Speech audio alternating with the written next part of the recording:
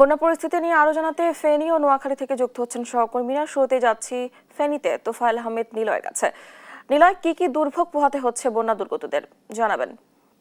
এই মুহূর্তে রয়েছি ফুলগাজী উপজেলার দেড়পাড়া এলাকায়। আমরা এখানে এসে যেটি দেখতে পেয়েছি যে গত 7 জুলাই ভারতের উজান থেকে নেমে আসা পাহাড়ি ঢলে মুহুরী নদীর যে বন্যা নিয়ন্ত্রণ বাঁধের ভাঙন সৃষ্টি হয়েছিল, সেই বন্যা নিয়ন্ত্রণ বাঁধগুলো ইতিমধ্যে মেরামত করছে পানি উন্নয়ন বোর্ডের ঠিকাদারগণ। আমরা এখানে এসে যেটি দেখেছি যে এই 100 মিটারের মধ্যে এখানে 3টি ভাঙন দেখা দিয়েছিল। সেই 3টি ভাঙনই ইতিমধ্যে মেরামতের কাজ করছে পানি উন্নয়ন বোর্ড। তবে এখানকার মানুষের অভিযোগ হয়েছে যে বাঁধটি মেরামত করা হচ্ছে সেটি অতি নিম্নমানের, যার ফলে এখানে হয়তো আবারও ভাঙন সৃষ্টি হতে পারে বলে এখানকার মানুষ বলছে। এখানকার মানুষ বলছে যে চলতি বছর মুহুরী, কহুয়া এবং সিলোনিয়া নদীর বন্যা নিয়ন্ত্রণ বাঁধের জুন, জুলাই, আগস্ট এই 3 মাসে এখানে 4 বার নদী ভাঙনের কবলে পড়তে হয়। এই এখন দ্বিতীয়বারের মতো কবলে পড়েছে, আরও 2বার যে হয়তো ভাঙতে পারে তারা এমনটি মনে করছে। তবে এই বাঁধ যে মেরামত করছে সেটি অতি নিম্নমানের বলে বলছে যারা যে ঠিকাদার এখানে কাজ করছে,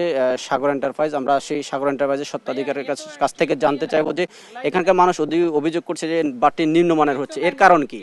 না, আসলে আমাদেরকে পানি উন্নয়ন বোর্ড যেভাবে কাজটা করার জন্য বলছে ঠিক ওইভাবে আমরা কাজটা করছি, তার থেকে ভালো করার চেষ্টা। কারণ আমি এখানকার স্থানীয়, এই বাঁধটা যদি আবার ভাঙে আমি এই পানির সম্মুখীন হব। তা এখানে জিও ব্যাগের কোনো কাজ নাই। পানি উন্নয়ন বলছে বস্তা দিয়ে মাটি ভরে যে বাঁধটা এখানে আমরা ফাইলিং করছি, তারপরে ব্লক দিছি, ওই ব্লকের মাধ্যমে কাজটা করা হয়। এটা ফাইলিংয়ের কোনো কাজ না। এটা হইলো জিও ব্যাগের কোনো কাজ না, বা জিও টিউবেরও কাজ না। এটা হইলো বস্তা দিয়ে বাঁধ তৈরি করে উভয়ভাসে মাটি দিয়ে ভরাট করে উঁচু করে বাঁধ দেওয়া হয়। এটা পানি উন্নয়ন যেভাবে বোর্ড যেভাবে আমাদেরকে বলছে ঠিক সেম কাজটা আমরা করছি। আমি আরও ভালো করার চেষ্টা করতেছি, এখানকার জনগণ এটা ভুল বুঝতেছে। আর কাজটা আমরা ওপেন, এখানে পানি উন্নয়ন বোর্ড সার্বক্ষণিক তদারকির মাধ্যমে রাখছে। এটা তো আর চুরি করার কোনো সুযোগ নেই। ধন্যবাদ। আসলে আপনি বলছিলেন যে তিনি এখানে পানি উন্নয়ন বোর্ডের কাজ করছে, সেটিতে কাজ চুরি করার কোনো সুযোগ নেই বলে তিনি জানাচ্ছেন। তবে এখানকার মানুষের অভিযোগ আমরা দেখেছি যে টেকসই বাঁধ নির্মাণে ইতিমধ্যে আজ সকালে ফেনীর পরশুরাম উপজেলায় একটি 55টি স্বেচ্ছাসেবী সংগঠনের মানববন্ধন করেছে। সেই মানববন্ধনে মানুষ বলেছে যে এই যে মুহুরী, কহুয়া, সিলোনিয়ানের বন্যা নিয়ন্ত্রণ বাঁধের যে বড় প্রকল্প মন্ত্রণালয়ে পাঠানো হয়েছে, সেই মন্ত্রণালয়ে 7,430 কোটি টাকার যে কাজ সেটি যেন সেনাবাহিনীর মাধ্যমে করা হয়, সেটির জন্য কিন্তু মানববন্ধন থেকে তারা জোর দাবি জানাচ্ছেন। তবে আমরা দেখেছি এখানকার কৃষি, মৎস্য এবং প্রাণী সম্পদে ব্যাপক ক্ষতি হয়েছে। সেই সব ক্ষতিগুলো এখনো পর্যন্ত জেলা প্রশাসনের পক্ষ থেকে নিরূপণ করতে পারেনি। তবে জেলা প্রশাসন বলছে যে বহুমাত্রিক ক্ষয়ক্ষতি সেটি নিরূপণে কিছুটা সময় লাগছে। কিছু কিছু এলাকায় এখনো জলবদ্ধতা রয়েছে, জলবদ্ধতার পানি নামলে হয়তো যে বহুমাত্রিক ক্ষয়ক্ষতি সেটির পরিমাণ নিরূপণ করা হবে। নিরূপণের পরবর্তীতে সেই পুনর্বাসনের ব্যবস্থা করবেন বলে জানিয়েছেন। তো এই ছিল আমার কাছে ফেনীর ফুলগাজীতে বন্যা নিয়ন্ত্রণ বাঁধের মেরামত এবং ক্ষয়ক্ষতি নিয়ে সর্বশেষ তথ্য। আমি এখন চলে যাব নোয়াখালীতে। সেখানে আছেন আমাদের সহকর্মী মাওলা সুজন। সুজনের কাছ থেকে জানতে চাইব নোয়াখালীর সর্বশেষ কি পরিস্থিতি রয়েছে।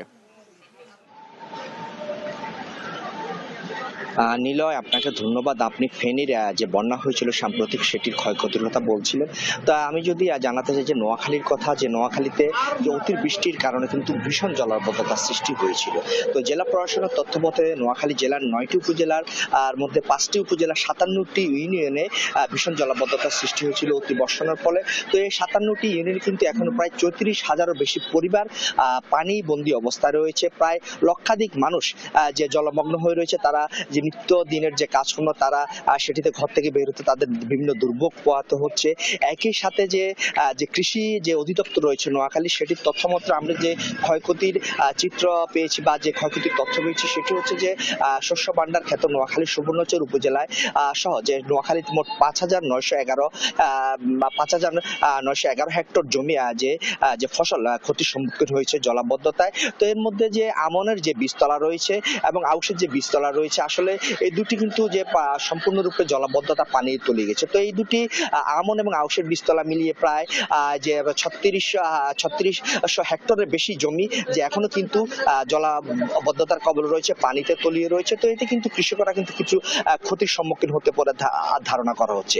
এছাড়া যে গ্রীষ্মকালীন সবজি রয়েছে সেটি 1200 হেক্টর জমি, এবং যে শরৎকালীন যে আগাম সবজি চাষ করা হয়েছিল সেটি প্রায় 575 হেক্টর জমির যে এখনো জলাবদ্ধতার কবলে রয়েছে বা পানিতে তলিয়ে রয়েছে। এতে কিন্তু যে সামনে যে সবজির মৌসুম আসছে এটাতে কিন্তু একটা বাজারের সংকট দেখা দিতে পারে। একই সাথে যে প্রান্তিক চাষি যারা রয়েছে তারা কিন্তু যে ক্ষতির সম্মুখীন হতে পারে।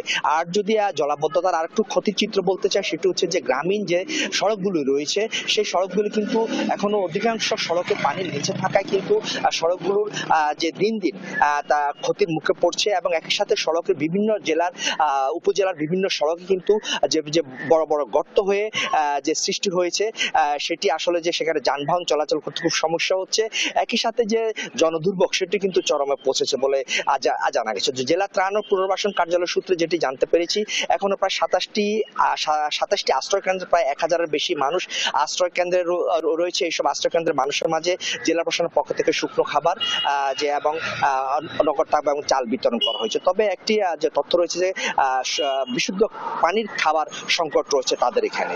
এ হচ্ছে নোয়াখালী থেকে আমার কাছে ক্ষয়ক্ষতির সর্বশেষ তথ্য। ডানা। ধন্যবাদ আপনাদেরকে। ফেনী ও নোয়াখালীর বন্যা পরিস্থিতির খবর জানাচ্ছিলেন আমাদের সহকর্মী।